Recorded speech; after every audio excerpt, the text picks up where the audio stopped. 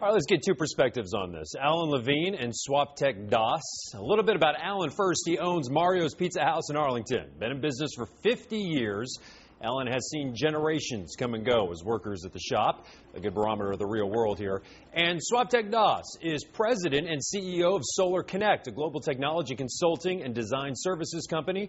He also owns the Shadow Room Club on K Street in D.C., a prime destination for Gen Y, coming through his doors as both customers and employees.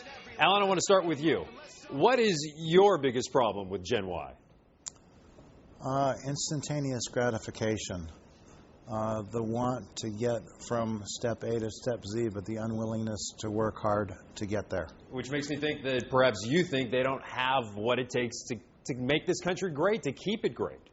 No, there are some very, very intelligent, bright, genius young people out there that are going to save this world and save this country. But the general population in Generation Y seems to have an attitude of entitlement, an attitude of you owe me, an attitude of non-teamwork, of when you talk about the greatest generation, there was a team there that had an objective. We were attacked. We had to fight a war. And we all pulled together to do that. There doesn't seem to be that same unity. Let me bring in SwapTech DOS here in the conversation. SwapTech, I think that was almost a backhanded compliment. Explain to Alan and the rest of us out here how you are not the exception, you're the rule. Well, first of all, I don't believe it's completely fair to say just our generation feels like they're entitled. I think it's been passed on from generation after generation. But my experience has been completely different. I've hired mostly very, very young people. I've empowered them, and I watched them succeed tremendously. So I think the game has changed. I think there's new rules to find really effective people.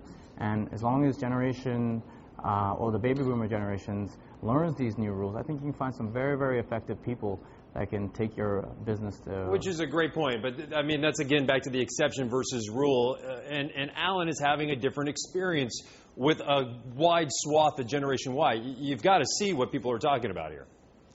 Well, no, not really, because, you know, we use technology to really find great people, and our people are exceptional. They put in a lot of time and produce great results.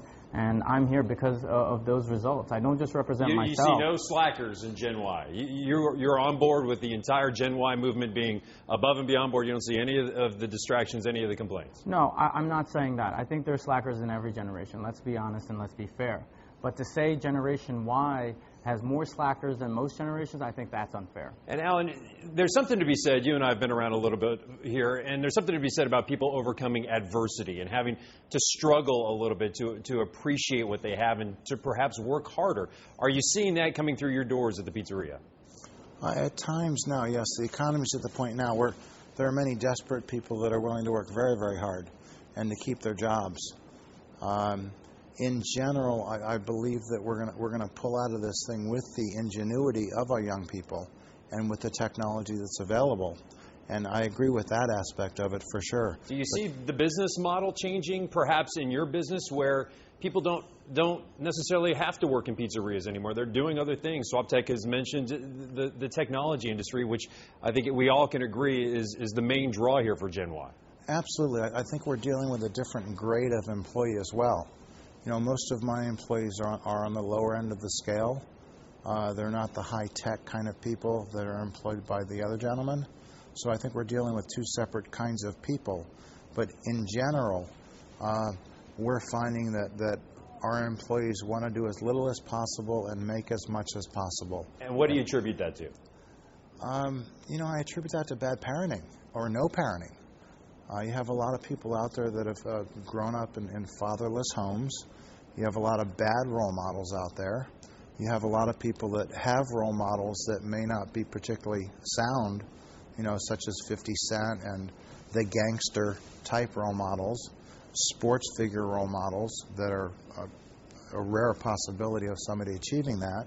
And I think you have a lot of people aspiring to that unrealistically. SwapTech, do you see that in your line of work and your customers? I completely disagree. I actually have met 50 Cent and know how hard he works. He's not only done very well in the music industry, but he's done very well in the endorsement industry. He just recently made $400 million with vitamin water. And so right, you don't see all that work that he puts in. Using a rapper as an example, as a role model, they're so few and far between in this world. People need real role models. Right.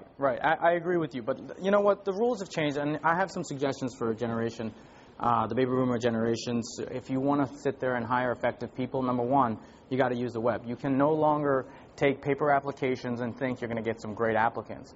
Recently, I just put an ad out for an entry-level position. I received 300 applicants. How did I weed through those applicants to get the best candidate? What I did, I read the cover letters. I saw which individuals researched my company, that they're very enthusiastic. I looked at their grades. I looked at their majors. It shows me a little bit about their work ethic, how hard they work, how serious they are about their future. And I interviewed a lot of people.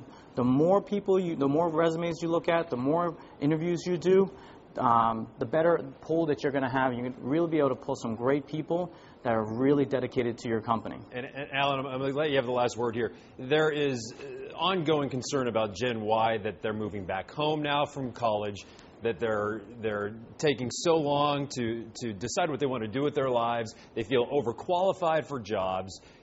Maybe they're going back to grad school now, and there's this sense that Gen Y is just taking so long to grow up. Are you seeing that, and do you have any final thoughts on it?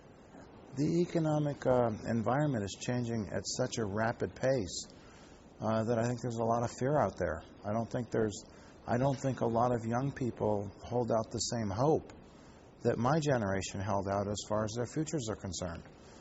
Between terrorist threats, economic threats, people are truly afraid in this world these days, and I think it's hampering their ability to think and look long term.